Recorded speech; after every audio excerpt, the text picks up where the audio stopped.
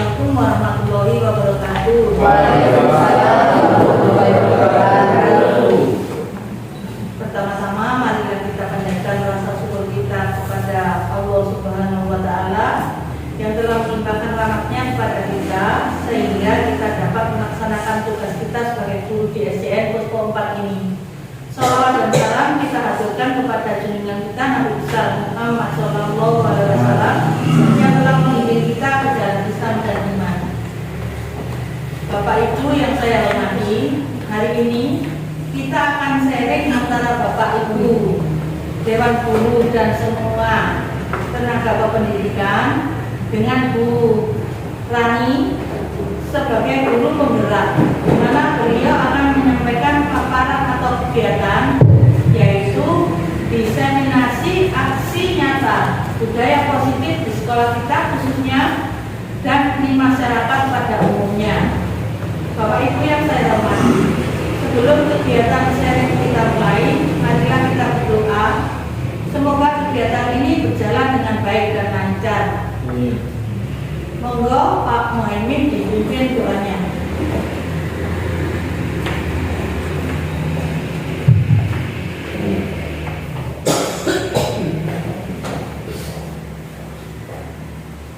Bismillahirrahmanirrahim. Alhamdulillahirabbil alamin.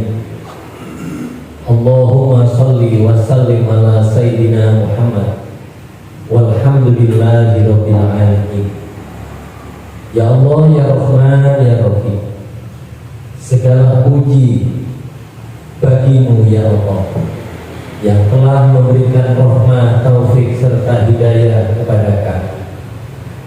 Ya Allah, hari ini Kau curahkan rahmat taufik kepada kami agar kami bisa melaksanakan tugas-tugas yang mulia.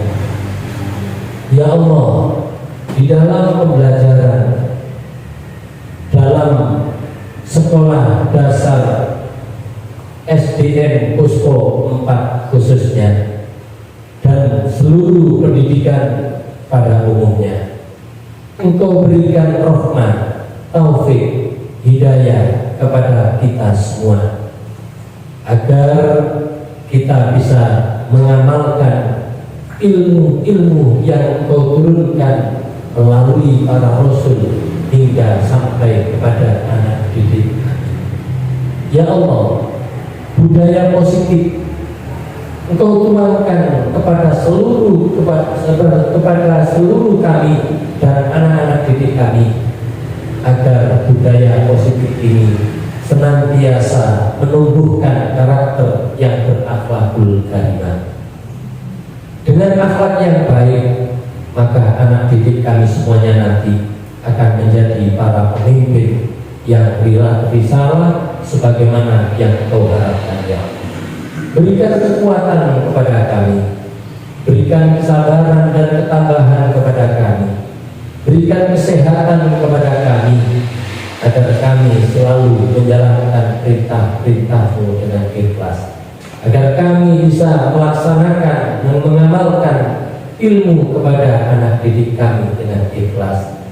Ya Allah, berikanlah rezeki yang banyak dan barokah agar kehidupan kami sejahtera, sehingga anak didik yang kami berikan ilmu ini senantiasa bisa menerima dengan baik. Rabbana atina fid dunya hasanah wa fil akhirati hasanah wa qina adzabannar. Subhana rabbika rabbil izzati amma yasifun wa salamun alal mursalin walhamdulillahi rabbil alamin. Al-Fatihah.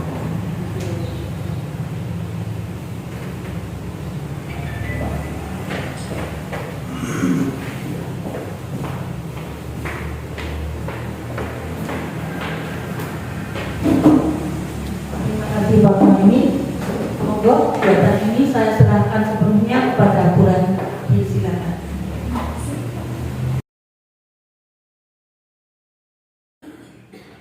Assalamualaikum warahmatullahi wabarakatuh. Saya ucapkan terima kasih banyak atas kesediaan Bapak Ibu sekalian karena sudah bersedia mengikuti diseminasi aksi nyata budaya positif, di mana budaya positif ini merupakan salah satu materi yang saya pelajari ketika mengikuti program Guru Gerak. Nantinya di sini kita akan sharing bersama, jadi saya tidak menggurui atau menjelaskan panjang atau lupa, karena kita juga sama-sama belajar di sini. Malah nantinya mungkin saya bisa dari hasil sharing dari Bapak Ibu sekalian bisa menjadi pelajaran bagi saya juga nantinya. Terima kasih. Next. Kegiatan ini saya dibimbing oleh pengajar praktis saya, yaitu Bapak Saiful Rosi dari SMK Wonorejo, dan juga difasilitatori oleh Ibu Wahyu Budi Lutasari. Materi yang pertama yaitu mengenai disiplin positif dan nilai-nilai kebajikan universal. Sebelum kita memasuki materi, saya ingin bertanya kepada Bapak Ibu sekalian, bagaimana pendapat Bapak Ibu dengan pernyataan di bawah ini? Apakah setuju atau tidak setuju? Yang pertama, hukuman dapat mendisiplinkan murid.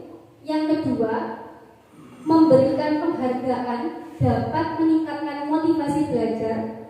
Dan yang ketiga, pemberian hukuman dengan hal positif seperti membaca atau membersihkan halaman sekolah dapat mendisiplinkan murid. Kira-kira menurut Bapak Ibu apakah setuju atau tidak setuju dengan pernyataan di sini?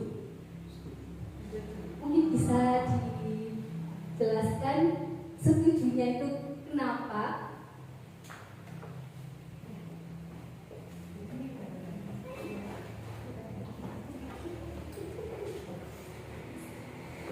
Terima kasih. Untuk beberapa pertanyaan seperti itu, hukuman dapat mendisiplinkan murid. Saya setuju, karena kalau murid kita melakukan suatu pelanggaran, kita memberikan sanksi berupa hukuman, insya Allah kalau sering mendapat hukuman mereka sudah tidak mengulanginya lagi, dan insya Allah bisa disiplin untuk selanjutnya. Kemudian yang kedua, memberikan penghargaan dapat meningkatkan motivasi belajar. Jelas kalau yang ini sudah jelas, kalau anak-anak kita beri penghargaan itu mereka lebih bersemangat untuk belajar. Apalagi kalau gurunya itu memberikan penghargaannya tidak berupa pujian saja, bisa berupa permen atau alat tulis begitu. Jadi ini jelas sangat memotivasi anak-anak untuk lebih giat lagi dalam belajar. Kemudian pernyataan yang ketiga, pemberian hukuman dengan hal positif seperti membaca atau membersihkan halaman sekolah juga dapat mendisiplinkan murid. Menurut saya juga bisa ini supaya anak-anak pelatih disiplin kebersihannya dan juga membacanya mungkin lebih lancar. Terima kasih. Terima kasih. Kita tampung dulu jawaban dari Bapak, atau ada pernyataan yang lain? Terima kasih Mbak Ali yang merupakan pertanyaan di sini. Yang poin pertama, hukuman dapat mendisiplinkan murid. Di sisi lain, yang nomor satu itu dilihat dari jenis kesalahan, ya, bobot kesalahannya. Itu memang harus disesuaikan. Kalau anak itu mempunyai kesalahan atau kekeliruan dalam belajar pada waktu action belajar, kita tetap mengedepankan bobot hukumannya. Yang kedua, memberikan penghargaan dapat meningkatkan motivasi belajar. Nah, ini di samping memberikan reward dan lain sebagainya, paling tidak bisa disampaikan pada waktu pembelajaran dan atau diberikan pada waktu event tertentu. Suatu contoh pada waktu pembagian rapor, apa menyampaikan hasil ulangan harian, mungkin motivasinya bisa. Dan yang ketiga, memberikan dukungan dengan hal positif seperti membaca atau membersihkan halaman sekolah dapat mendisiplinkan anak atau murid. Nah, ini pun juga kembali lagi pada intinya dari nomor 1 tadi, paling tidak kita menitik beratkan pada kesalahan pada siswa atau murid. Terima kasih. Terima kasih. Nah, kita tampung dulu jawabannya. Benar atau salah? Karena tidak ada jawaban yang salah. Semuanya jawaban itu benar. Karena pandangan setiap orang, kita tidak bisa memaksa harus sama dengan saya. Tetapi semua orang punya pandangan yang berbeda dan juga kita harus memahami perbedaan itu. Seperti itu. Lanjut dulu sambil kita pahami nanti. Nah, berkaitan dengan tadi, Ki Hadar Dewantara seperti dikatakan, kita ambil contoh paradigma dengan hidup tumbuh-tumbuhan seorang petani. Petani itu pendidik itu diberatkan seorang petani yang menanam padi misalnya hanya dapat menuntun tumbuhnya padi. Ia dapat memperbaiki kondisi tanah, memelihara tanaman padi, memberi pupuk dan air, membasmi ulat-ulat atau jamur-jamur yang mengganggu hidup tanaman padi dan lain sebagainya. Nah, yang artinya bahwa sekolah diibaratkan sebagai tanah tempat bercocok tanam, sehingga guru harus mengusahakan sekolah menjadi lingkungan yang menyenangkan, menjaga, melindungi murid dari hal-hal yang tidak baik. Salah satu tanggung jawab kita sebagai guru yaitu bagaimana menciptakan suatu lingkungan yang positif, seperti kita harus bekerja sama, kemudian saling mendukung, yang nantinya kebiasaan-kebiasaan itu akan membentuk suatu karakter dari sekolah SDN Puspo 4 ini. Dan karakter itu kalau sudah menjadi karakter, sudah menjadi kebiasaan, maka akan menjadi budaya positif dari SDN Puspo 4 ini sendiri. Nah, kembali ke pernyataan Ki Hadar Dewantara bahwa guru adalah petani dan siswa itu adalah tanamannya. Maksudnya itu setiap siswa pasti mempunyai karakter yang berbeda-beda. Kita misalnya petani itu ada yang petani jagung dan ada juga petani padi. Tentunya kita tidak bisa menyamakan cara kita merawat tanaman padi dan tanaman jagung. Misalnya kalau tanaman padi tentunya perlu banyak air, sedangkan juga kalau jagung itu tidak perlu banyak air. Jadi seperti itu. Kalau kita menuntut siswa tidak bisa, siswa itu kita samakan. Misalkan siswa yang bisa membaca dan tidak bisa membaca, tentunya tidak bisa kita menyamakan hal itu. Kita harus memahami. Misalkan karakter juga. Kalau karakter itu kita tidak bisa, misalkan anak yang satu baik, yang satu kurang, mungkin seperti itu ya. Kita tidak bisa, kamu harus baik seperti ini. Tapi kan kita bisa tahu kenapa anak itu kurang. Mungkin bisa saja di rumah kurang perhatian orang tua, atau juga faktor-faktor lain. Jadi setiap anak mempunyai keunikan sendiri, mempunyai karakteristik sendiri, dan kita sebagai guru tentunya harus bertanggung jawab bagaimana kita bisa mendukung siswa tanpa menggunakan hukuman fisik lah kalau sekarang ya. Next, Vivi.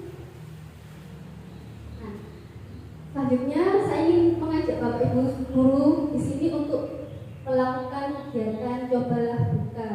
Misalkan mungkin di sini yang saya sebutkan namanya bisa menjadi pemain A, ya, Bu Al, ya pemain A.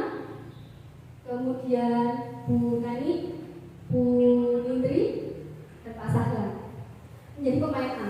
Coba jenengan tulis satu nama di sini, entah itu nama orang atau benda atau peristiwa yang jenengan anggap paling penting, paling rahasia dan paling berharga di hidup Anda. Jangan sampai orang di sebelahnya itu tahu. Kalau sudah ditulis, coba digenggam yang rapat. Seperti di sini, tugas Anda adalah menyimpan tulisan tersebut dalam kepala tangan Anda, dan Anda perlu menjaga benda tersebut sekuat tenaga karena begitu penting dalam kehidupan Anda. Sudah. Kemudian yang tidak disebutkan misalnya Bu Hajar ke Bu Al, Pak I ke Bu Nani, Pak Bu Hai ke Bu Fitri, Pak dan Pak ke Pak Sakwan. Coba, ya, tugasnya pemain B. Anda mencoba dengan segala cara untuk membuka kepala kanan temannya. Nah, boleh dengan membujuk, boleh menggoda, boleh mengintimidasi, boleh atau juga boleh. Dalam bukain kakek dua cici. Andalane. Pembusukan. Salah dari teman.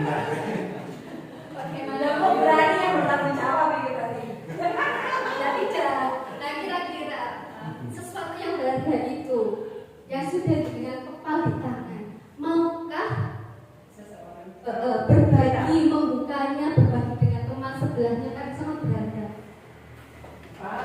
Sita. Sampai di rumah DPD ini.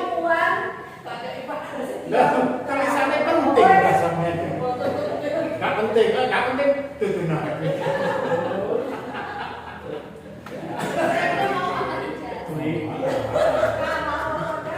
Masa hubungannya?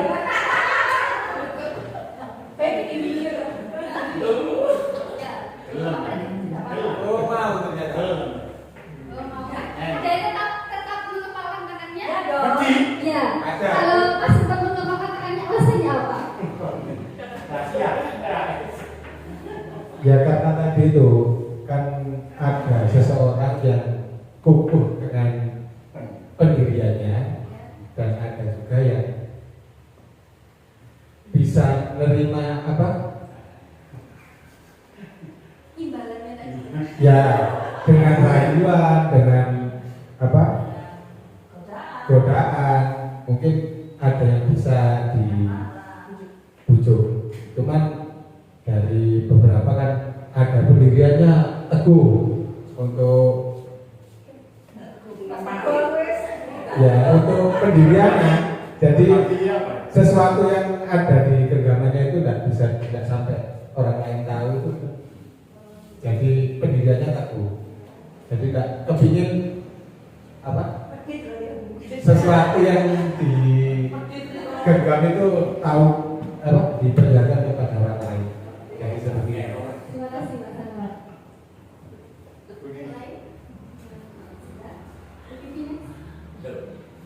Nah, ternyata ada yang membuka genggaman dan ada yang menutup genggaman. Nah, ini berhubungan juga dengan perubahan paradigma tentang stimulus respon dan teori kontrol. Kalau dulu sebelum mengenal teori kontrol, mungkin pemikiran kita itu masih ke stimulus respon, karena di pembelajaran waktu kuliah juga kan masih stimulus respon ya. Kita di stimulus respon itu menganggap kita itu bisa mencoba untuk mengubah orang lain agar berpandangan sama seperti kita. Kemudian orang lain bisa mengontrol saya, ya tadi yang menganggap kanan tadi. Nah, sedangkan seperti Pak Sahlan tadi yang masih menutup, begitu masih menutup tadi. Nah, ternyata hanya saya yang bisa mengontrol diri. Nah, seperti itu. Kemudian stimulus respon saya bisa mengontrol orang lain. Kemudian kalau di teori kontrol Anda tidak bisa mengontrol orang lain. Jadi kalau di yang saya pelajari saat ini, kalau dulu kita mengenal dengan stimulus respon bahwa kita bisa memaksa orang lain supaya berpandangan sama seperti kita, kemudian bisa memaksa orang lain supaya orang lain itu mau melakukan apa yang saya inginkan. Misalkan ke anak-anak, kamu harus melakukan ini, kalau tidak awas loh. Nah, seperti itu. Itu termasuk stimulus respon ya. Jadi anak-anak harus apa? Mengikuti apa yang kita mau. Sedangkan sebenarnya yang bisa mengontrol diri kita itu hanya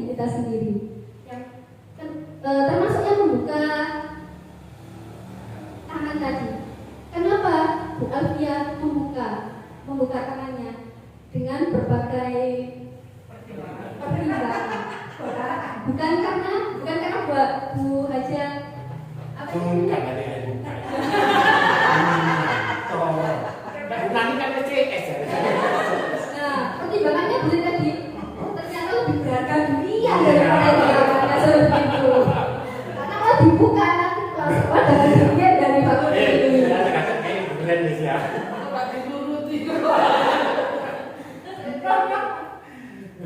Nah, kemudian kalau di stimulus respon kita berpikir bahwa model berpikir menang-kalah, jadi lebih berdebat. Sedangkan kalau di teori kontrol itu model berpikir menang-menang, artinya semua pendapat, semua pemikiran setiap orang itu tidak ada yang salah, semuanya itu benar. Bagaimana kita harus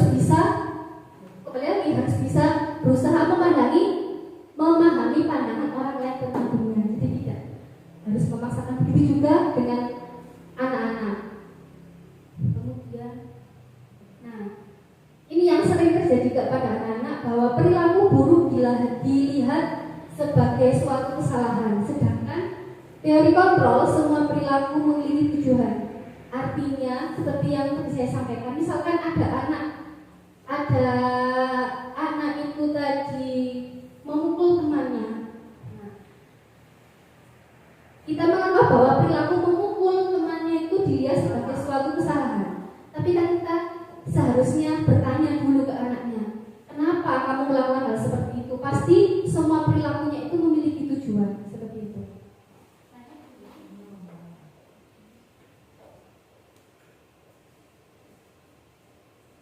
Nah, sekarang yaitu mengenai disiplin positif.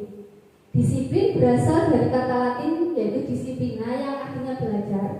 Disiplin sebagai bentuk kontrol diri yaitu belajar untuk kontrol diri agar dapat mencapai suatu tujuan mulia. Tujuan mulia di sini mengacu pada nilai-nilai atau prinsip-prinsip mulia yang dianut seseorang.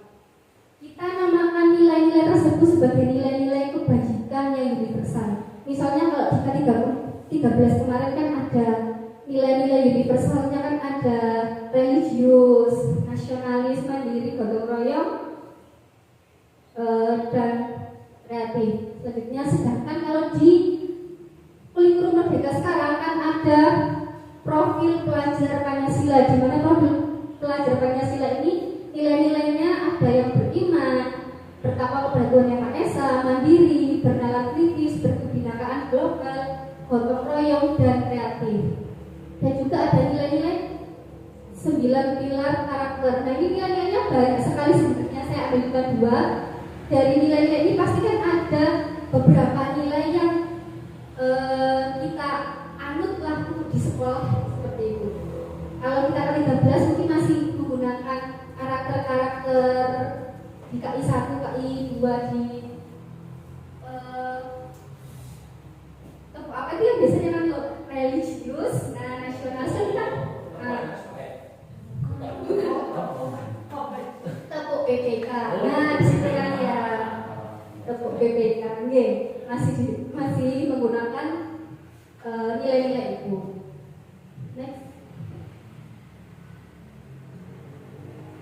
Nah, ini tadi menuju ke pertanyaan pematik yang tadi tentang teori motivasi, hukuman, penghargaan, dan restitusi. Jadi ada perbedaan antara motivasi, hukuman, konsekuensi, dan restitusi.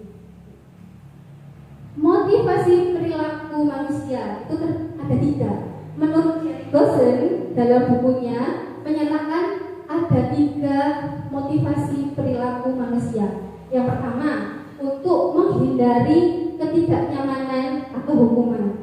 Jadi mereka berpikir, apa yang akan terjadi jika saya tidak melakukannya? Apakah kalau saya tidak melakukannya itu akan dihukum? Nah, lebih ke seperti itu. Kedua, untuk mendapatkan imbalan atau penghargaan dari orang lain. Apa yang akan saya dapatkan apabila saya melakukannya? Apa dapat permen dari Bu Al atau dapat durian dari Pak Pri, seperti itu. Apa yang ketiga? Untuk menjadi orang yang mereka inginkan dan menghargai diri sendiri dengan nilai-nilai yang mereka percaya. Contohnya, saya akan menjadi orang seperti apa jika saya melakukannya? Misalkan di sini saya mau bertanya lagi, kenapa dengan ikut ke sekolah datang tempat aku? Apakah karena itu dipuji kepala sekolah, atau karena aku dikurangi gajinya, atau karena dari diri sendiri seperti itu? Terima kasih. Kewajiban seorang pendidik, seorang guru, paling tidak sejak awal sebelum jadi guru memang mempunyai karakter disiplin. Yang kedua, kita selaku pendidik lain dengan pegawai lainnya, memang pendidik ini luar biasa. Kalau kita datang terlambat, otomatis kalau bisa guru itu lebih awal dari siswanya, karena di sekolah itu memang seorang guru itu membawai semua siswa yang ada di lembaga.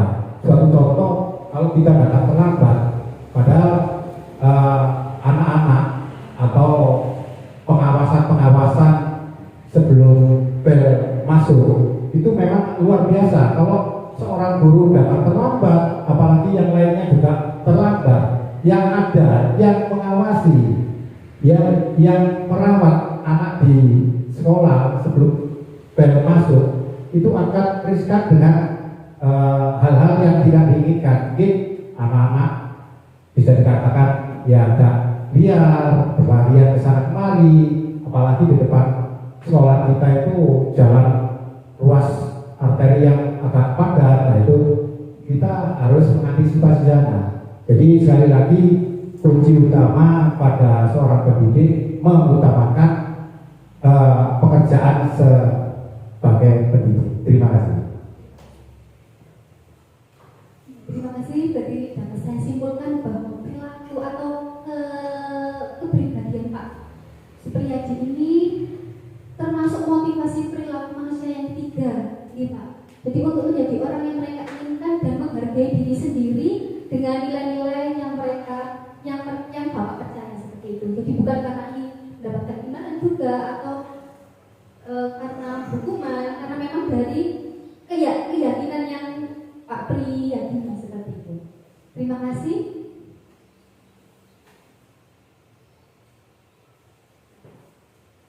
Selanjutnya, di sini saya banyak mengutip dari Ki Hajar Dewantara karena memang Bapak pendidikan kita, dan di pendidikan guru penggerak ini yang modul 1 memang saya mempelajari tentang filosofi pendidikan nasional dari Ki Hajar Dewantara. Merdeka menurut Ki Hajar Dewantara artinya merdeka itu artinya tidak hanya terlepas dari perintah, akan tetapi juga cakap untuk memerintah diri sendiri. Nah, contohnya tadi sudah disampaikan oleh Pak Pri. Berarti Pak Pri artinya merdeka yang tidak melakukan semua itu tidak karena perintah, tapi juga cakap untuk memerintah diri sendiri, mengelola diri sendiri. Ya, mungkin. Nah, sekarang sebenarnya itu dihukum oleh penghargaan. Ternyata penghargaan itu juga bisa menghukum anak. Ini saya mengutip dari Alfikon.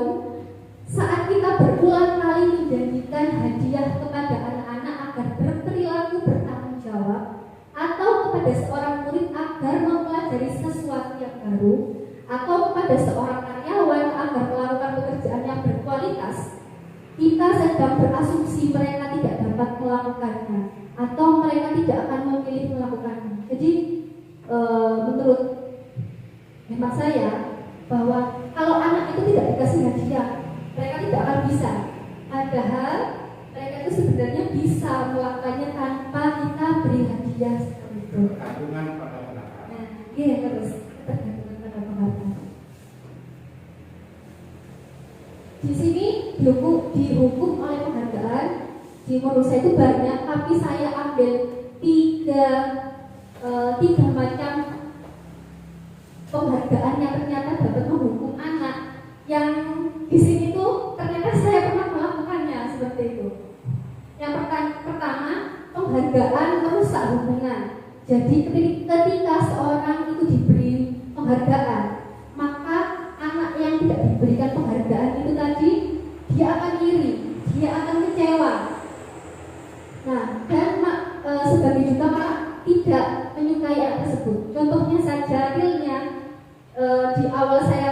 2 itu saya kasih bintang.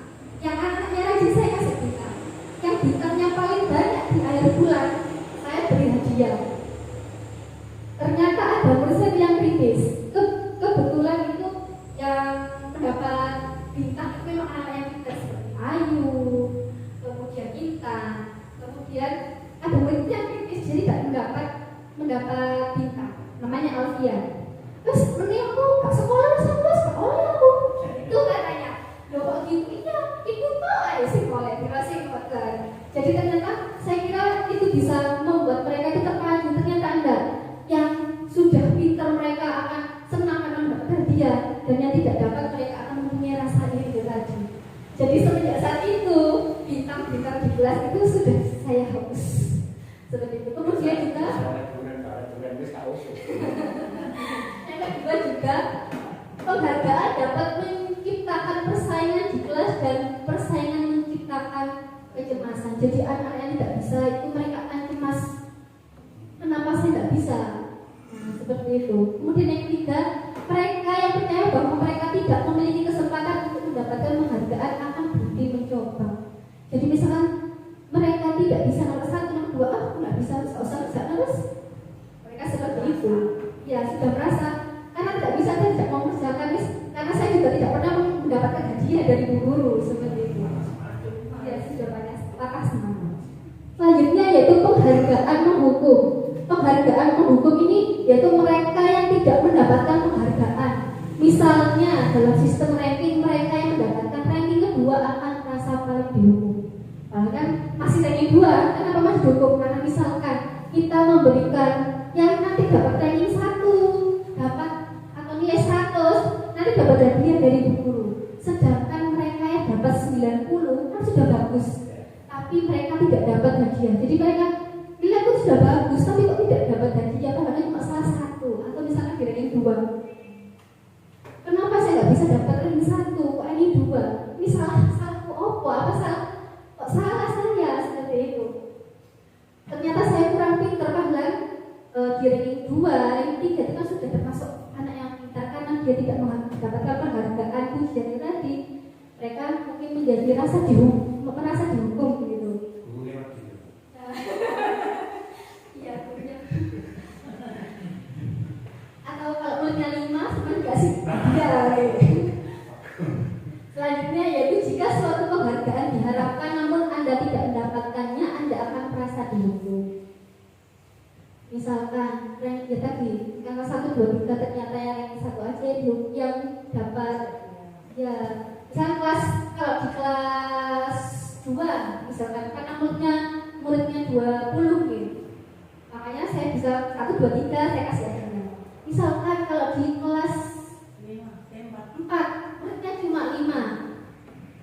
Jadi semuanya bisa dari 3 dibagi 2. Loh di kelas 2 loh.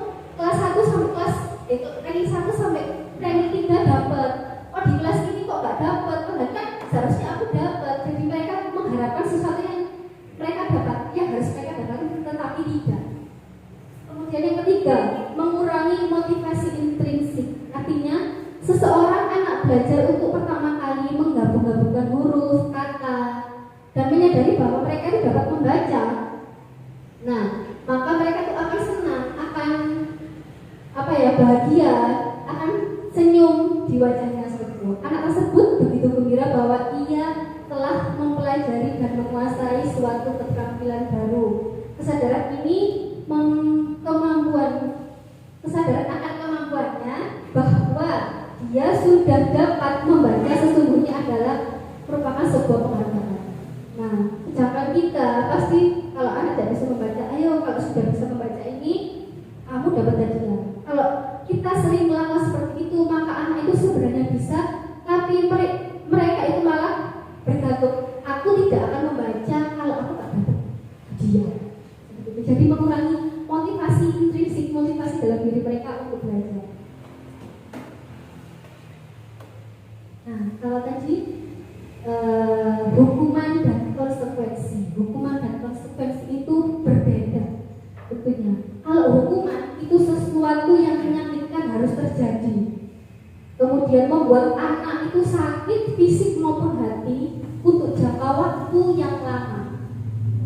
Kemudian anak akan membenci kedisiplinan. Kemudian kalau hukuman itu ada paksaan, kemudian mendorong anak menyakiti diri sendiri, kemudian konsep diri yang buruk. Hukuman juga anak belajar untuk menyembunyikan kesalahan, dan anak itu kalau sudah dihukum pasti mereka itu akan marah, mereka akan memiliki rasa bersalah, dipermalukan, merasa tidak dihargai. Contohnya kalau misalkan ada anak terlambat disuruh untuk lari-lari di lapangan sampai 5 kali.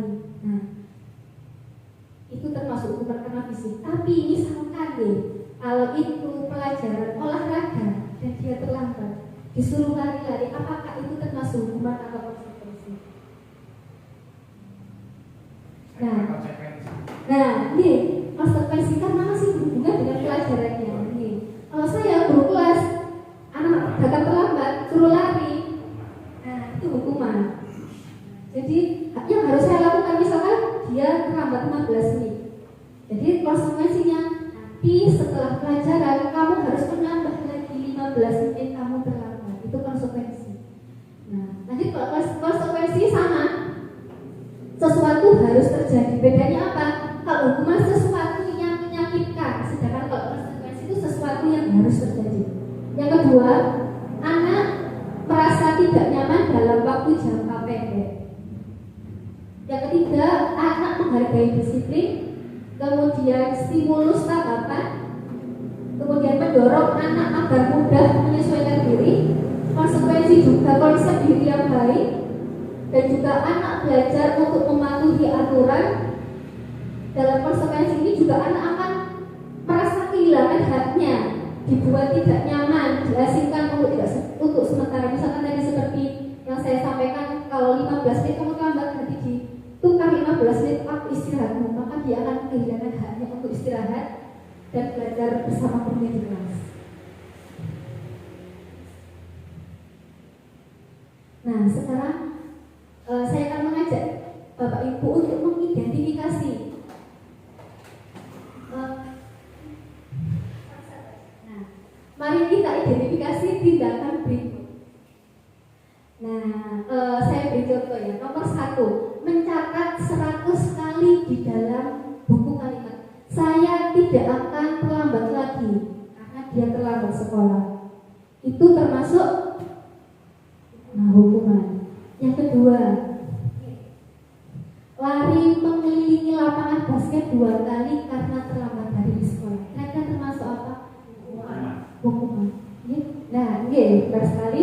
Yang ketiga, membersihkan coretan yang dibuatnya di meja tulis. Hukuman atau konsekuensi?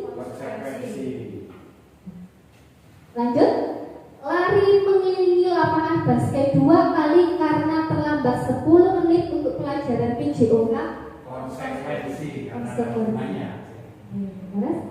Yang selanjutnya, terlambat hadir di pelajaran dari 15 menit dan diminta untuk tinggal 15 menit sudah kelas selesai. Konsekuensi. Ya, lanjut. Berjemur di lapangan basket pukul 12 siang karena ngobrol dengan teman. Ya. Menggantikan kertas tugas teman yang telah dicoret-coret. Ya, terima kasih. Ternyata Bapak Ibu kalau pinter sudah pinter sekali. Saya masih banyak belajar dari kalian semua. Nah, ternyata kalau tadi kita sudah sharing tentang hukuman, konsekuensi, ternyata masih ada lagi pilihannya, yaitu tentang restitusi. Restitusi itu merupakan pendekatan untuk menciptakan disiplin positif. Restitusi itu merupakan proses menciptakan kondisi bagi siswa untuk memperbaiki kesalahan mereka, sehingga mereka bisa kembali pada kelompok mereka dengan karakter yang lebih kuat. Restitusi juga merupakan proses kolaboratif yang mengajarkan murid untuk mencari solusi untuk masalah mereka dan membantu murid berpikir tentang orang seperti apa yang mereka ingin menjadi dan bagaimana mereka harus memperlakukan orang lain.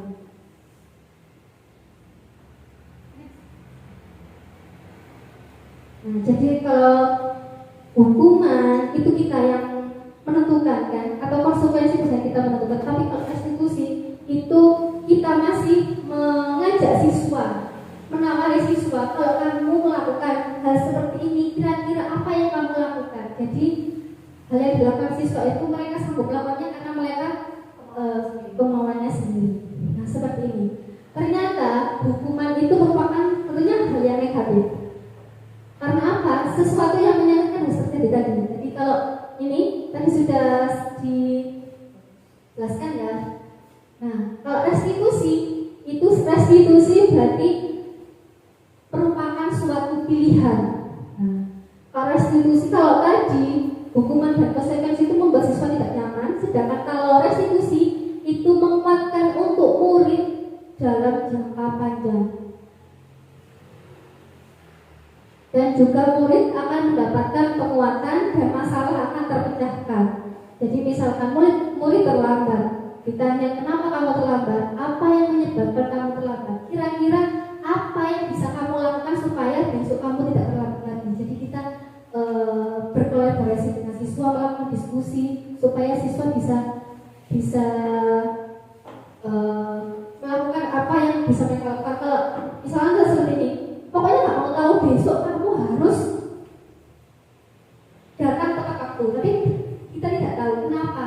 Ternyata kalau kita tahu kenapa kamu terlambat, oh karena di rumah tidak ada yang membangunkan Bu, sama seperti itu. Jadi apa yang harus kamu lakukan?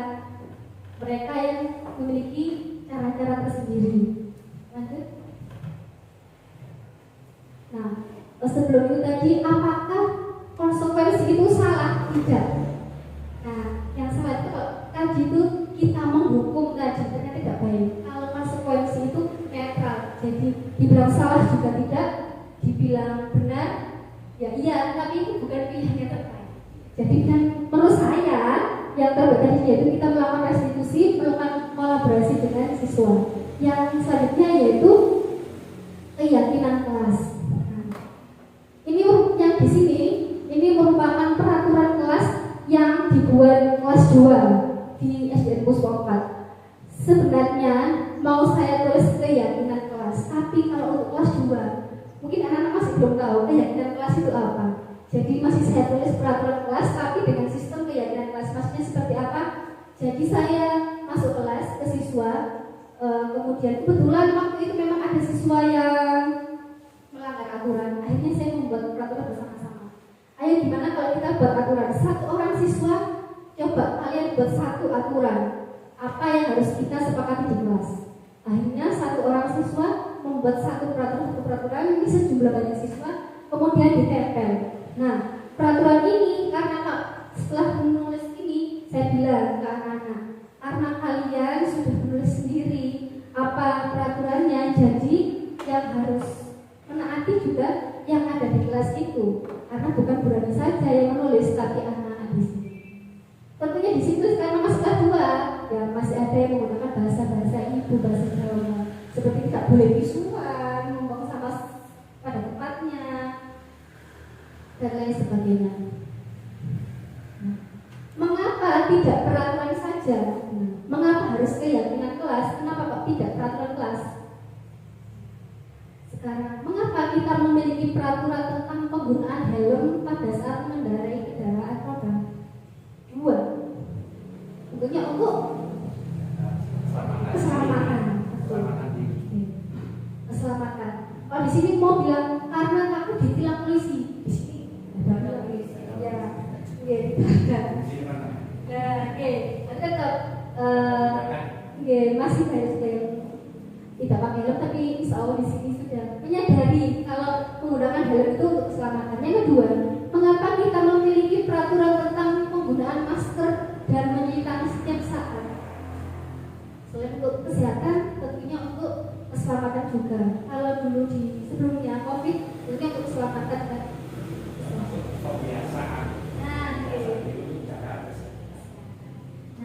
Nah, nilai-nilai kesehatan atau keselamatan inilah yang kita sebut sebagai suatu keyakinan.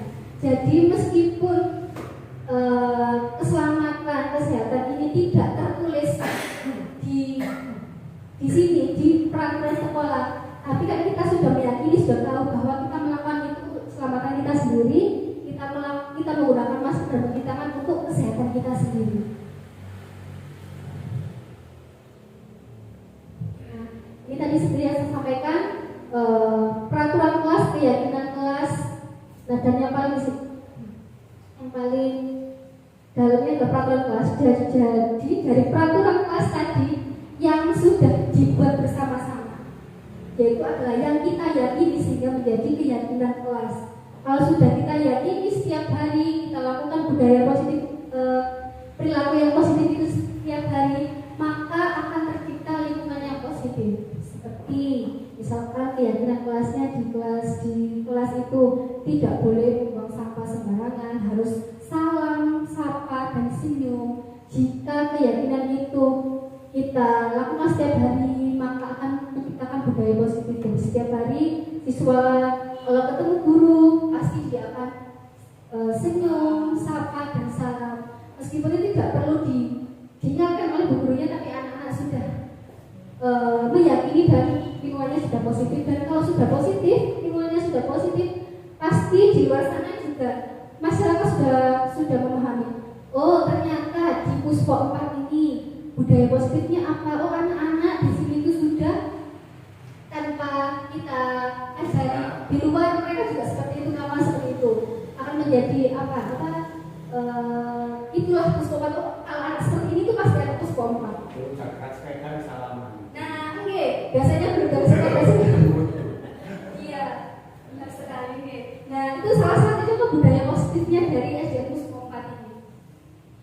Kemudian yaitu ada 5 kebutuhan dasar manusia. Yang pertama, kebutuhan bertahan hidup, ya seperti sandang pangan papan itu bertahan hidup. Kemudian juga ada kebutuhan kesenangan, kebebasan, rasa kasih sayang, dan diterima dan kekuasaan. Next, nah mungkin bisa kita jelaskan melewati video.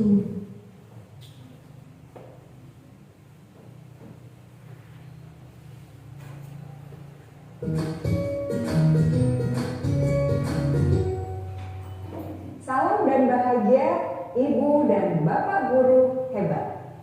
Untuk membangun budaya sekolah yang positif dengan lingkungan yang aman dan mendukung murid untuk menjadi pribadi yang berdaya, seimbang, dan bahagia, salah satu upaya yang dapat dilakukan oleh guru adalah memahami kebutuhan dasar yang mendasari perilaku murid.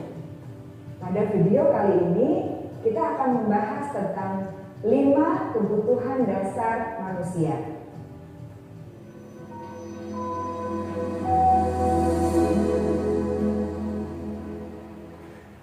Ki Hajar Dewantara dalam salah satu kutipannya menyatakan, kita ambil contoh perbandingannya dengan hidup tumbuh-tumbuhan.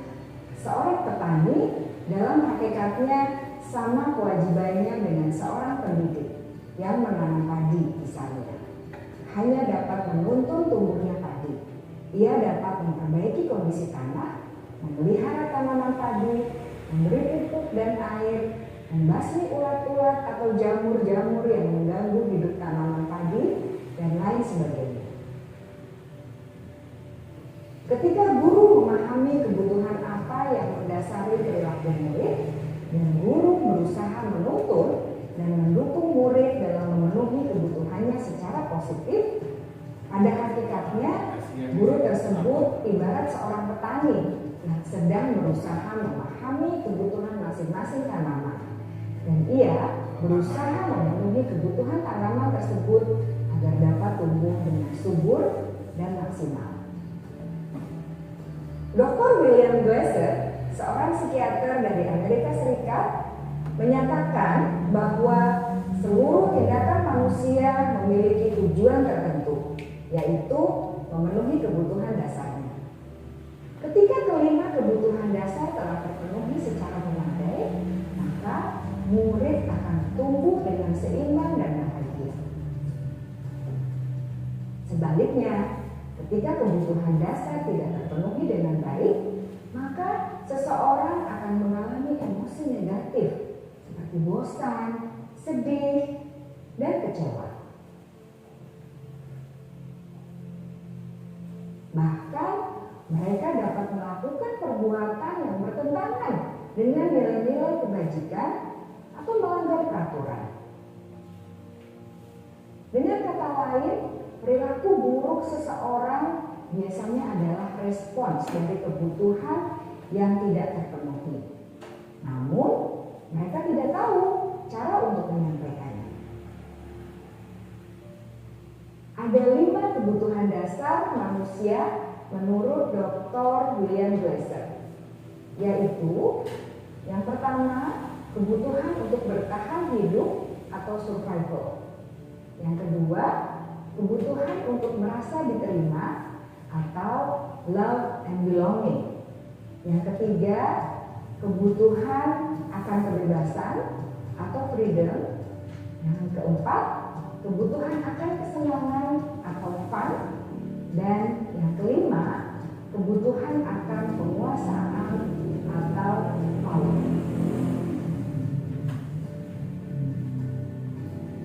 Kebutuhan dasar yang pertama adalah kebutuhan yang bersifat fisiologis untuk bertahan hidup atau survival. Misalnya kesehatan, rumah, dan makanan. Kebutuhan biologis sebagai bagian dari proses reproduksi termasuk kebutuhan untuk tetap bertahan hidup. Kebutuhan untuk merasa aman juga termasuk dalam kebutuhan ini.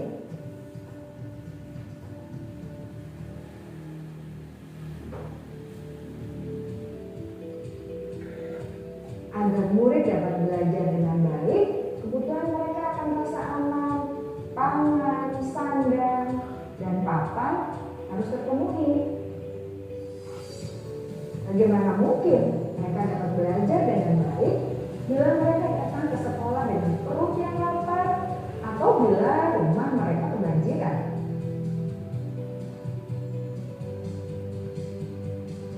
Setelah kita mengetahui kebutuhan pertama yang sebagian besar bersifat fisiologis, mari kita lihat kebutuhan kedua sampai kelima yang semuanya berhubungan dengan psikologis.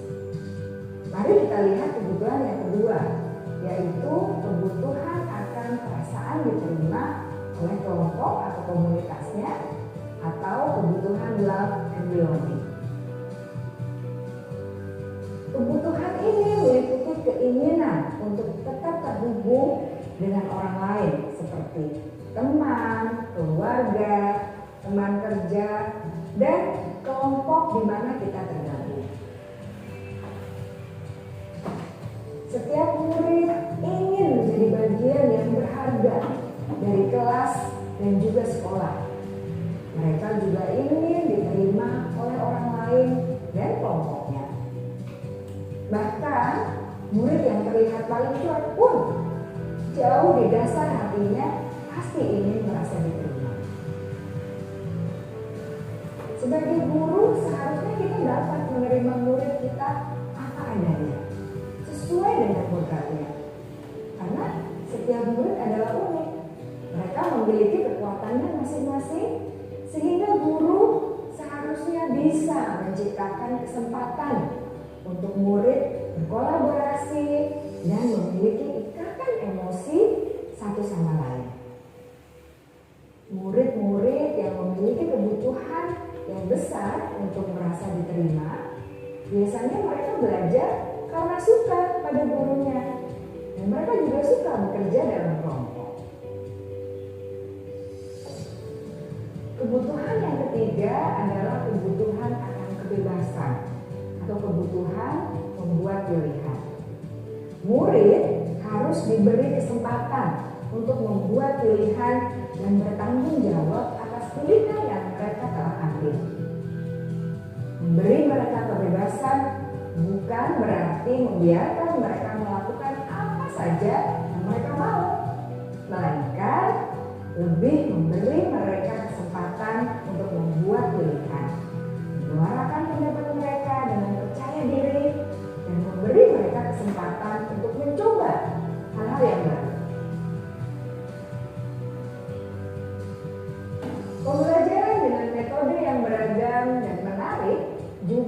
akan memenuhi kebutuhan murid tentang kebebasan ini. Pembelajaran berdiferensiasi, di mana guru menyediakan beberapa jenis tugas yang bisa dipilih oleh murid sesuai minat mereka, sangat baik untuk mengembangkan murid menjadi lebih mandiri dan memiliki motivasi internal. Karena kebutuhan akan kebebasan pada dasarnya adalah kebutuhan untuk mandiri, memiliki otonomi, memiliki pilihan, dan mampu mengendalikan arah hidupnya sendiri.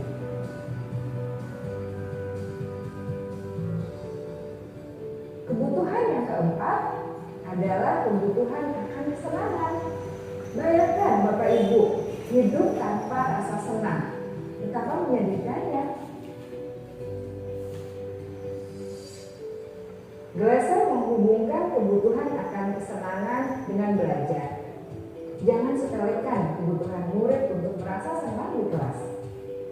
Sebagai guru, jangan ragu-ragu untuk dengan sengaja memasukkan kegiatan yang menyenangkan dalam kelas. Murid-murid dengan kebutuhan dasar kesenangan yang tinggi ingin menikmati apa yang mereka lakukan. Mereka juga konsentrasi tinggi saat mengerjakan hal-hal yang disenangi.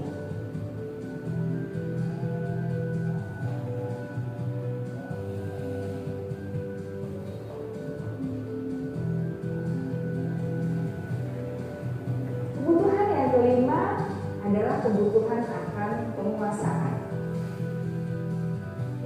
Setiap murid memiliki kebutuhan untuk merasa kompeten, menjadi terampil, diakui pencapaian dan keterampilannya, didengarkan, bisa membuat dampak dan pengaruh, dan memiliki rasa harga diri. Mereka sebaiknya diberi kesempatan untuk membuat keputusan tentang hal-hal yang penting dalam hidupnya dan tidak merasa dikontrol oleh sistem sekolah.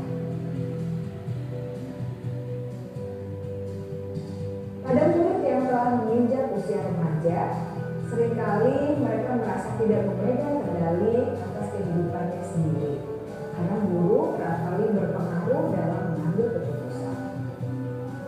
Murid-murid yang memiliki kebutuhan dasar akan penguasaan yang tinggi biasanya selalu ingin menjadi pemimpin. Mereka juga suka mengamati sebelum mencoba hal-hal yang baru. Mereka juga perfeksionis dan merasa kecewa bila melakukan kesalahan.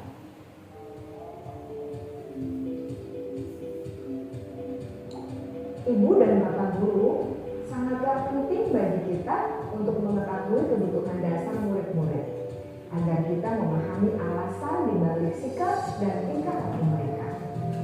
Bila murid berperilaku buruk atau melanggar peraturan, sehingga tindakannya tidak sesuai dengan nilai-nilai pendidikan, maka guru harus mencari tahu alasan yang mendasari tindakan tersebut dan kebutuhan apa yang belum terpenuhi. Melalui percakapan dengan guru dalam pendekatan disiplin positif, murid dapat diajak untuk bersikap reflektif dalam mengenali kebutuhan-kebutuhan yang berusaha mereka penuhi dan mendasari tindakan mereka. Jika guru mengabaikan perilaku buruk murid, maka perilaku tersebut akan berpengaruh pada suasana kelas yang kurang kondusif dan akan berpengaruh pada tujuan dari pendidikan itu sendiri. Ibu bapak guru hebat, mari kita menjadi guru yang lebih baik dengan memahami kebutuhan dasar murid-murid kita dan senantiasa membimbing mereka untuk menjadi pribadi yang berdaya, seimbang, dan bahagia. Salam dan bahagia, ibu dan bapak guru hebat.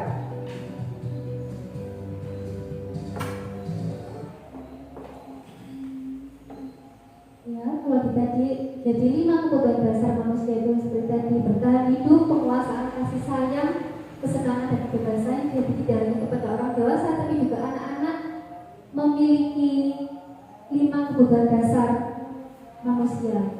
Nah, misalkan di kebutuhan kesenangan kita juga bisa melakukan pembelajaran. Misalkan kalau anak-anak sudah bosan di kelas, kita bisa melakukannya di luar kelas. Tidak harus di luar kelas itu jauh, tidak, bisa dalam sekolah seperti misalkan materi mencari benda, menuliskan benda alam atau benda buatan yang ada di sekolah. Nah, siswa bisa diajak keluar kelas mengamati benda tersebut dan menuliskannya, daripada siswa harus di kelas menerka-nerka benda apa ya, benda apa. Jadi kita bisa menggunakan lingkungan sekitar untuk ya memenuhi kesenangan siswa dalam belajar, sehingga siswa tetap kondusif dalam belajar. Selanjutnya yaitu 5 posisi kontrol guru.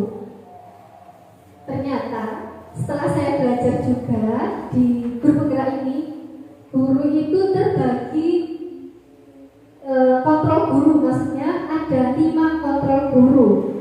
Nah, ada yang bertindak sebagai pemukul, pembuat merasa bersalah, teman, pemantau, dan ada juga yang menjadi manajer. Nah, kalau seorang penghukum bisa menggunakan hukuman fisik atau verbal, bisa langsung seperti tadi menghukum lari atau berdiri jam 12 siang, atau juga dengan kata-kata yang bisa menyakiti. Contohnya, aku yang keras saya, kalau tidak awas, atau aku selalu saja salah. Itu biasanya dengan nada-nada yang tinggi. Kemudian yang kedua yaitu membuat merasa bersalah. Nah, pada posisi ini biasanya guru itu menggunakan kata-kata yang lembut, yang merasa anak itu jadi merasa bersalah akan menggunakan ketidaknyamanan. Jadi anak itu ketika guru menggunakan kata-katanya lembut, tapi anak itu menjadi tidak nyaman, menjadi tidak percaya diri, mempunyai rasa bersalah, dan kata-kata yang keluar itu lembut. Biasanya seperti, ibu sangat kecewa sekali dengan kamu, misalkan seperti itu. Jadi tidak seperti penghukum, lebih lembut. Berapa kali bapak harus memberitahu kamu, atau seperti ini. Biasanya saya pernah melakukan seperti ini. Gimana coba kalau orang tua kamu tahu kamu berbuat seperti ini? Nah, ternyata itu adalah tipe-tipe guru yang membuat merasa bersalah. Yang ketiga, guru pada posisi ini tidak akan menyakiti murid, tapi akan berupaya mengontrol siswa dengan cara yang halus, lebih persuasif, seperti itu. Nah, pada posisi guru ini itu bisa menjadi positif, bisa jadi negatif. Positifnya ini di sini bisa berubah hubungan dengan baik dengan siswa, jadi bisa lebih dekat dengan siswa. Kemudian, contohnya, ayo bantulah demi bapak ya, demi Bu Ranti ya, akhir nyapu-nyapuan demi Bu Ranti, misalkan seperti itu. Atau ayo ingat tidak bantuan bapak, atau ayo sudah kali ini tidak apa-apa, nanti ibu bantu. Nah, itu akan murid dan guru itu akan merasa dekat. Tapi negatifnya siswa itu menjadi tergantung. Atau misalkan kalau sekali saja kita tidak membantunya, mereka akan kecewa, akan merasa, kita kan teman kok, bu guru gak mau bantu lagi, seperti itu. Yang ketiga yaitu pemantau. Kalau pemantau ini artinya mengawasi. Pada saat kita mengawasi, kita bertanggung jawab atas perilaku murid-murid. Nah, posisi pemantau berdasarkan pada peraturan dan konsekuensi. Jadi dari aturan dan konsekuensi ini dengan menggunakan sanksi yang dapat memisahkan hubungan pribadi dengan murid. Misalkan peraturannya apa? Peraturannya itu bukan dari siswanya, tapi peraturan di sekolah. Apa yang telah kamu lakukan? Apa konsekuensinya kalau kamu melakukan seperti ini? Seperti itu. Dan yang ketiga yaitu manajer, posisi di mana guru berbuat sesuatu bersama murid. Jadi siswa, apabila siswa melakukan kesalahan, maka guru itu berkolaborasi dengan siswa, dan siswa itu diajak untuk menganalisis kebutuhan dirinya maupun kebutuhan orang lain. Nah, di sini penekanannya bukan kemampuan untuk konsekuensi, namun berkolaborasi bagaimana siswa itu memperbaiki kesalahan supaya bisa kembali ke keyakinan kelas yang telah mereka yakini. Nah, contohnya apa yang kamu yakini? Jika kamu meyakininya, apa yang kamu bersedia memperbaikinya?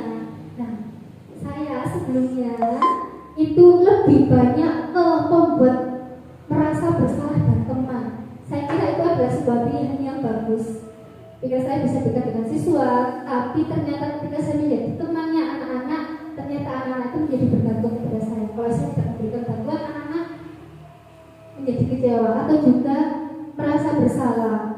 Saya biasanya menggunakan kata-kata yang lembut, tapi ternyata kata-kata yang lembut itu bisa menyakiti anak-anak. Misalkan, gimana? Ayo, nakal-nakal gini orang tuanya tahu gimana?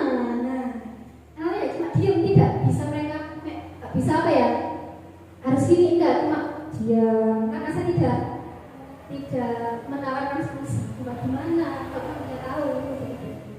Nah, kira-kira Bapak Ibu di sini sudah berada di posisi kontrol yang mana? Apakah penghukum atau teman atau pembuat merasa bersalah, manajer atau pemantau? Lebih ke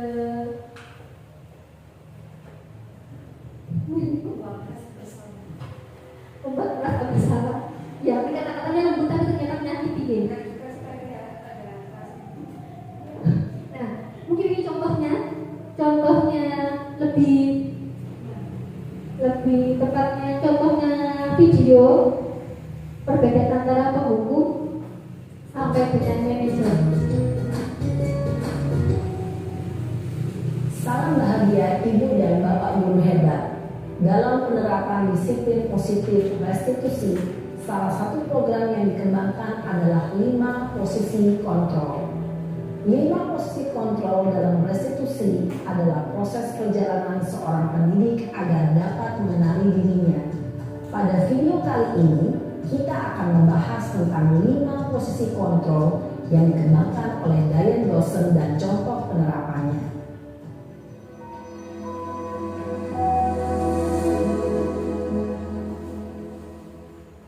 5 posisi kontrol itu adalah 1. Posisi penghukum, 2. Posisi pembuat merasa bersalah, 3. Posisi teman, 4. Posisi pemantau atau monitor, dan 5. Posisi manajer. Untuk lebih memahami kelima posisi tersebut, mari kita saksikan kasus Naren yang terlambat hadir 20 menit di sekolah dan melihat bagaimana kelima posisi kontrol dalam menghadapi masalah tersebut.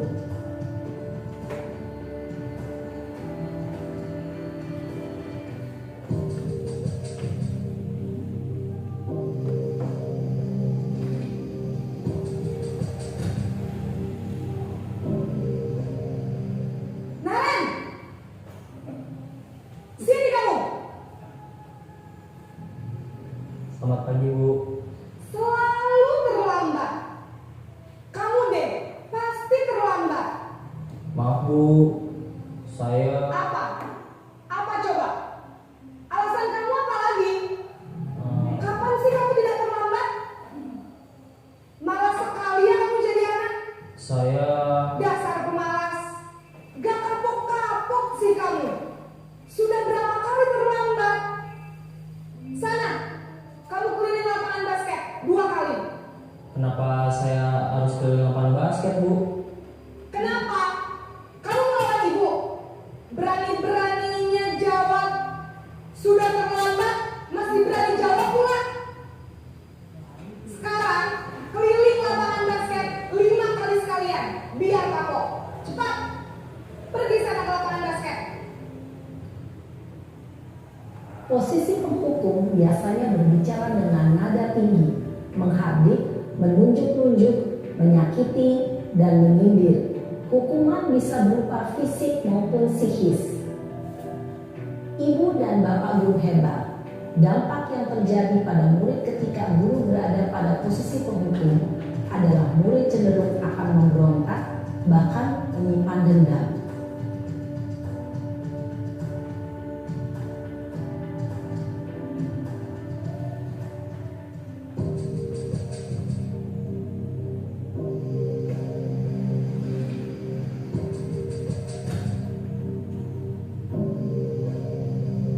Naren!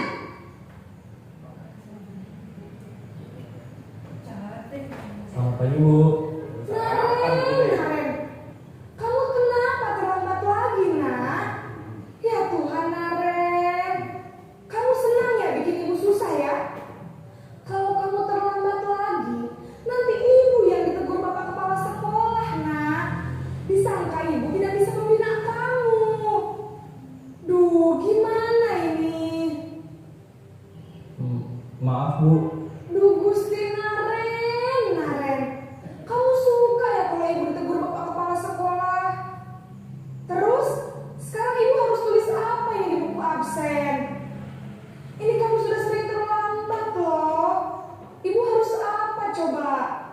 Maaf Bu, maaf sekali. Ya sudah, lain kali jangan bikin ibu susah lagi ya nak ya.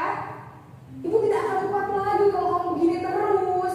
Bisa jantungan kalau ibu tegur bapak kepala sekolah. Sana cepat ke kelas. Maaf ya Bu, maaf sekali. Posisi pembuat rasa bersalah berbicara dengan nada tenang, cenderung lembut. Namun kata-kata yang diutarakan membuat murid merasa menjadi orang yang gagal, memandang buruk dirinya sendiri, merasa tidak berharga, dan tidak sanggup membahagiakan orang lain.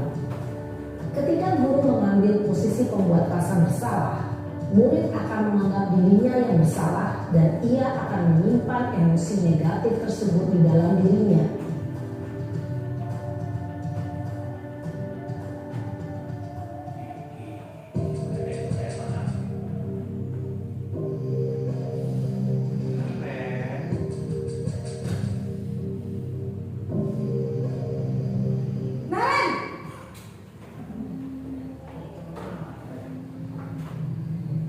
Selamat pagi Bu. Wah, sudah jam berapa ini nak? Terlambat lagi ya sayang.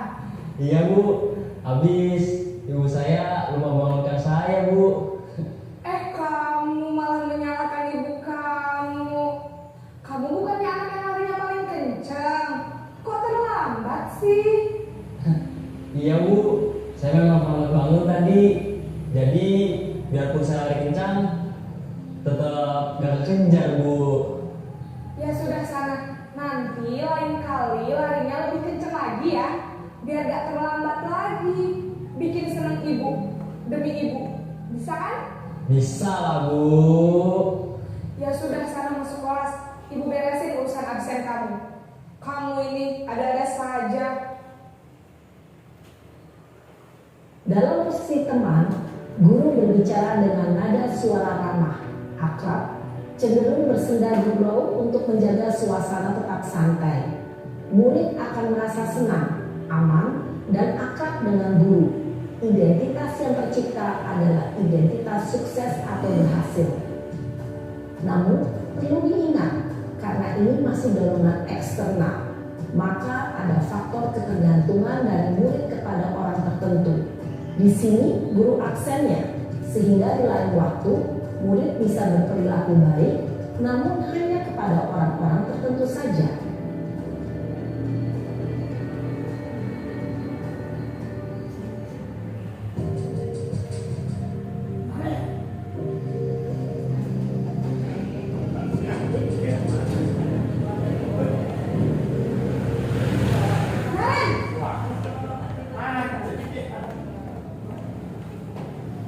Selamat pagi Bu. Naren, apa peraturan sekolah kita tentang jam berapa kita harus masuk sekolah nak? Kita harus di sekolah jam 7 Bu. Iya betul, sekarang sudah jam 7.20. Naren sudah tahu konsekuensinya jika terlambat hadir. Paham Bu, saya harus tinggal kelas pas jam istirahat selama 20 menit. Iya benar, konsekuensinya demikian. Jadi nanti jam 9.30 pas istirahat, kamu harus tinggal di kelas, kerjakan tugas tambahan untuk ketertinggalan kamu, ya? Baik Bu. Posisi pemantau mengandalkan penghitungan atau data untuk mengontrol murid. Guru mengarahkan murid berdasarkan peraturan dan konsekuensi. Seorang pemantau menunjukkan bahasa tubuh dan ekspresi wajah yang datar dan cenderung formal.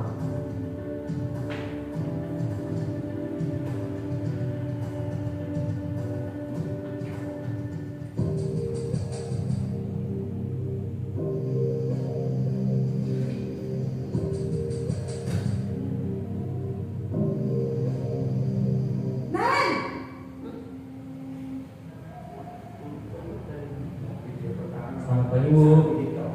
Selamat pagi Naren. Maaf Bu, saya terlambat. Iya, sekolah masuknya jam 7, sekarang sudah jam 7.20. Jadi sekarang bagaimana ini Naren? Maaf Bu, saya lupa setel alarm saya semalam. Baiklah, menurut kamu, keyakinan sekolah yang mana yang perlu kamu tingkatkan? Menghargai diri sendiri dan orang lain mungkin ya Bu. Setuju. Jadi, apakah Naren meyakini prinsip saling menghormati tersebut? Iya Bu, saya meyakininya. Apakah Naren bersedia memperbaiki masalah keterlambatan ini? Bersedia Bu. Bagaimana kamu akan perbaiki masalah keterlambatan ini? Saya akan coba untuk tidak lupa menyetel alarm saya Bu. Baik, kalau Naren lupa menyetel alarm di rumah, ada orang yang kira-kira bisa bantu mengingatkan tidak? Ada Bu, kakak saya, Kak Emma. Ada lagi selain Kak Emma? Selain Kak Emma, ada ibu saya. Baik, jadi yang mengingatkan Naren adalah Kak Emma dan ibu kamu ya? Kira-kira akan mulai setel alarm kapan nih Naren? Setelah pulang sekolah, akan segera saya lakukan. Baik, jadi Naren akan setel alarm untuk bangun besok pagi dan akan dilakukan oleh kakak dan ibunda Naren ya. Ada lagi yang mungkin perlu dilakukan Naren agar tidak terlambat bangun lagi? Tidak ada Bu. Baik Naren, terima kasih untuk kerjasama kamu. Sekarang kamu perlu kembali ke kelas untuk belajar. Baik Bu, terima kasih. Posisi manajer adalah posisi kontrol yang disarankan untuk membimbing murid memiliki sikap disiplin yang positif, yaitu murid yang mandiri, bertanggung jawab, dan dapat memecahkan masalah. Tujuan dari posisi ini adalah agar murid dapat berefleksi atas tindakannya. Guru akan dengan tulus memberikan pertanyaan-pertanyaan bermakna, sehingga membuat murid dapat belajar dari kesalahannya dan mencari sebuah solusi untuk menyelesaikannya. Ibu dan Bapak guru hebat, setelah mengamati adegan kelima posisi kontrol tadi, kira-kira posisi mana yang paling ideal? Posisi mana yang dapat menunjang motivasi intrinsik murid? Ya, tentu posisi manajer. Posisi ini memang posisi ideal yang ingin dituju setiap pendidik. Pada posisi inilah, guru dapat menerapkan disiplin positif yang berpihak pada murid, yang memerdekakan murid. Perjalanan seorang pendidik tentunya tidak mudah untuk sampai pada posisi seorang manajer. Namun, tujuan kita pasti, yaitu menciptakan murid-murid yang mandiri, merdeka, dan bertanggung jawab. Semoga penggambaran 5 posisi kontrol yang telah diperlihatkan ini dapat menjadi ajang refleksi bagi kita semua agar dapat terus mengasah dan menerapkan disiplin positif yang memerdekakan murid. Mari terus berlatih dan bersemangat. Selamat menerapkan. Salam dan bahagia Ibu dan Bapak guru hebat.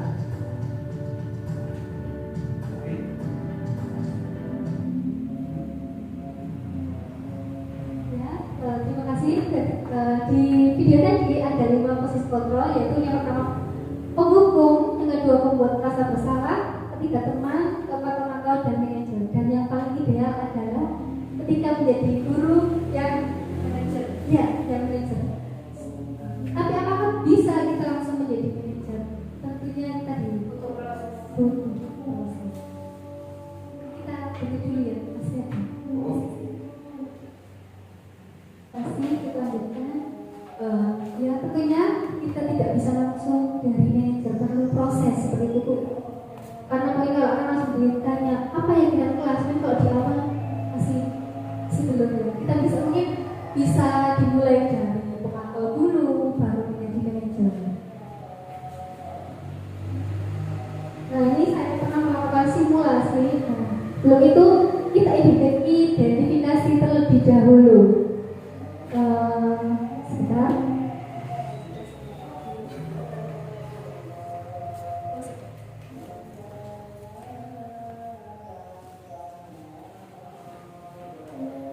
Yang pertama, saya kecewa sekali kepada kamu. Kira-kira termasuk posisi kontrol yang mana? Iya, benar. Membuat orang merasa bersalah. Saya berduduk ya. Yang kedua, kamu tidak pernah benar melakukannya. Yang ketiga, ayolah lakukan demi ibu. Ya.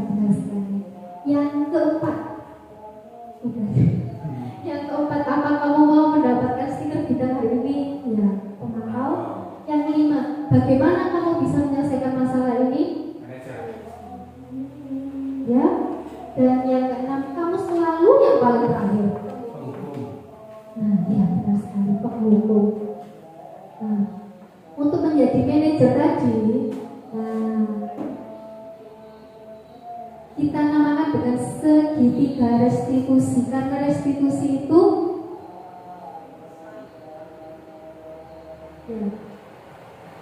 segitiga restitusi yang kita lakukan ini yaitu sebagai manajer. Yang pertama yaitu menstabilkan identitas, yang kedua validasi tindakan yang salah, dan tiga menanyakan keyakinan. Yang pertama yaitu menstabilkan identitas, yaitu untuk membuat anak yang merasa gagal karena membuat salah menjadi positif terhadap dirinya. Misalkan kalau ada anak yang terlambat, kita bisa mengatakan tidak, kamu saja yang pernah terlambat. Supaya anak itu tadi tidak merasa gagal. Ya. Dan itu manusiawi dilakukan. Yang kedua, validasi kebutuhan, yaitu membantu siswa untuk mengenali kebutuhan apa yang mereka ingin penuhi ketika mereka melakukan kesalahan. Pada dasarnya setiap tindakan manusia itu memiliki tujuan. Nah, itu tadi. Caranya yaitu biasanya dikatakan guru, seperti kamu bisa saja kan melakukan hal yang buruk tapi kamu tidak melakukannya. Atau kamu pasti punya alasan kenapa kamu melakukannya. Kamu pasti punya alasan kenapa kamu terlambat. Seperti ini. Dan yang ketiga yaitu menanyakan keyakinan. Anak melihat kesalahan dihubungkan dengan norma sosial dan nilai-nilai yang mendasari manusia berinteraksi dengan orang lain. Nah, biasanya seperti tadi yang menjadi manajer, nilai apa yang kita yakini, kemudian kamu ingin menjadi anak yang seperti apa, seperti itu. Apa yang kamu rasakan ketika kamu melakukan itu, kamu menjadi orang yang seperti apa. Di segitiga restitusi ini dari 1, 2, 3 ini bisa dilakukan, tidak harus urut. Bisa validasi tindakan yang salah dulu atau menstabilkan identitas dulu, tapi idealnya kita bisa menggunakan secara urut mulai menstabilkan identitas supaya anak yang gagal itu tadi tidak merasa bersalah. Kemudian yang kedua itu tadi validasi tindakan yang salah. Perlu saya garisbawahi bahwa anak tidak merasa bersalah berarti tidak benar, tapi perlu diperbaiki lagi. Nah, ini saya punya video terakhir bersama siswa saya kelas 2 tentang penerapan segitiga restitusi.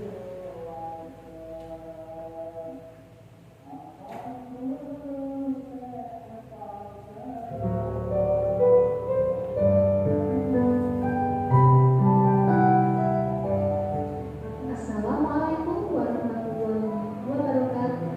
Perkenalkan, saya Siti Ernawati dari UPT Satuan Pendidikan SDN Puspo 4 Kecamatan Puspo, Kabupaten Pasuruan. Yang bergerak akan pada kesempatan kali ini saya akan berbagi baik pada demonstrasi kontekstual nomor 1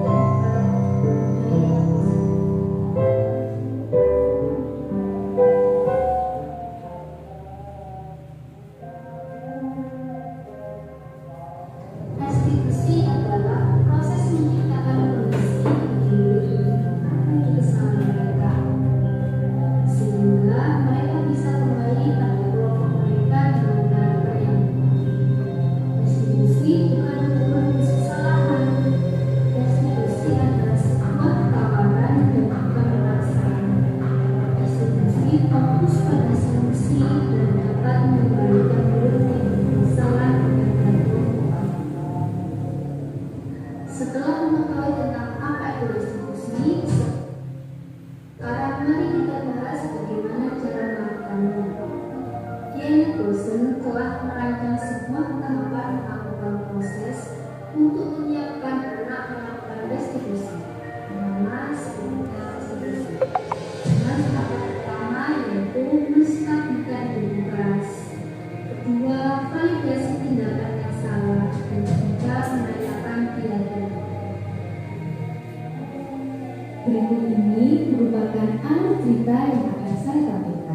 Selamat menyaksikan.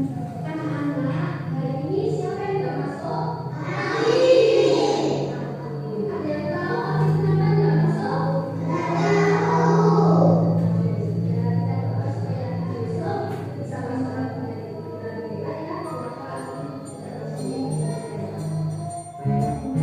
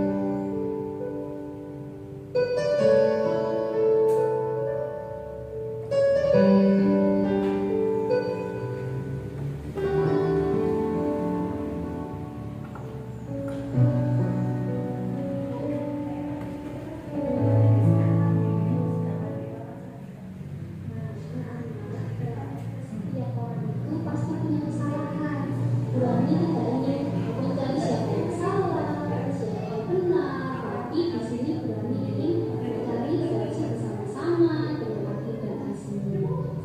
Asmil sepertinya berani lihat Asmil terlihat nafas.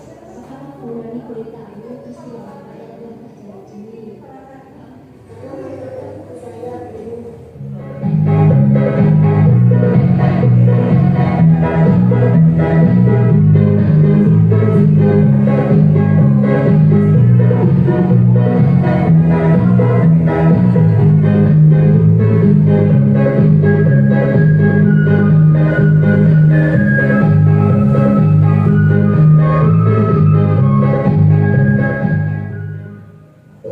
Akil, apakah benar yang dikatakan Asmil tadi? Iya, Bu. Kenapa kamu mengaku? Asmil, apakah benar kamu tadi memukul Akil? Tentunya kamu punya alasan mengapa kamu melakukan hal itu. Kenapa? Karena Akil mencontek ibu saya. Sudah, mari kita selesaikan masalah ini bersama-sama. Akil, apakah kamu bersedia untuk memperbaiki masalah ini? Iya, Bu. Apa yang kamu lakukan untuk memperbaiki masalah ini, Akil? Saya tidak akan mengulangi lagi. Apakah kamu yakin, Akil, dengan tidak mengulangi lagi permasalahan sudah selesai? Apakah Akil ingat apa keyakinan kelas yang sudah kita sepakati? Hanya percaya, ya benar, Akil. Nah, Asmil, apa yang dapat dilakukan Akil untuk memperbaiki masalah ini? Saya ingin buku saya diganti, Bu, supaya saya tidak tinggal ibu. Baiklah, Akil, apakah yang akan kamu lakukan selanjutnya? Saya akan melanjuti buku Asmil yang baru. Terima kasih, Akil. Kemudian, Asmil, apakah boleh kalau temannya salah lagi kemudian kamu pukulnya? Beritahu cara ya. Ya, terima kasih Akil dan Asmil. Ibu harap kejadian seperti ini tidak terulang lagi. Kira-kira dari kejadian ini nanti apa yang terjadi seperti apa? Bu, tanggung jawab. Benar sekali. Asmil, terima kasih. Sekarang Asmil boleh beristirahat dan sama-sama. Ya. Akil tetap di sini ya. Selamat pagi ya. Akil, apakah kamu tahu jam berapa pelajaran dimulai? Akil, kamu bukan satu-satunya anak yang pernah terlambat. Tapi apakah berani boleh tahu apa alasanmu sehingga kamu terlambat Akil akhir-akhir ini?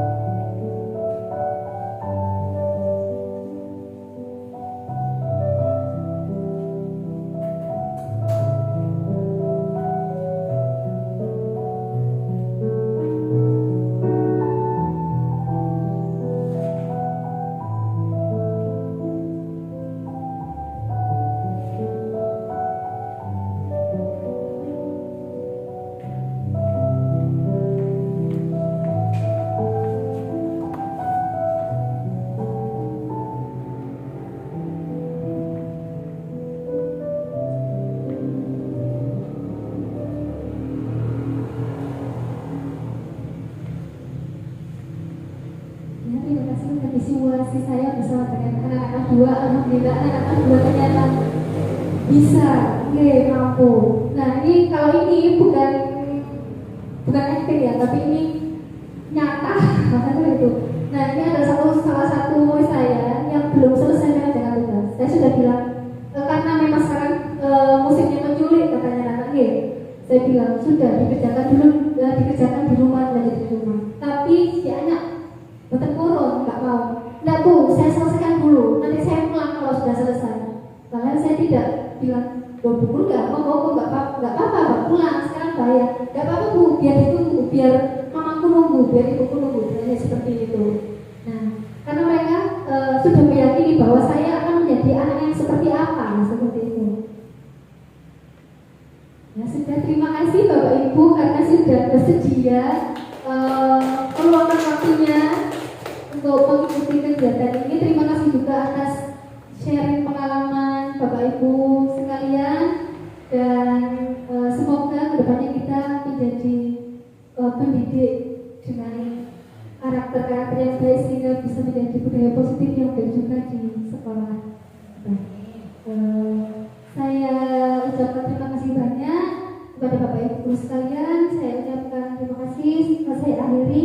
Wassalamualaikum warahmatullahi wabarakatuh.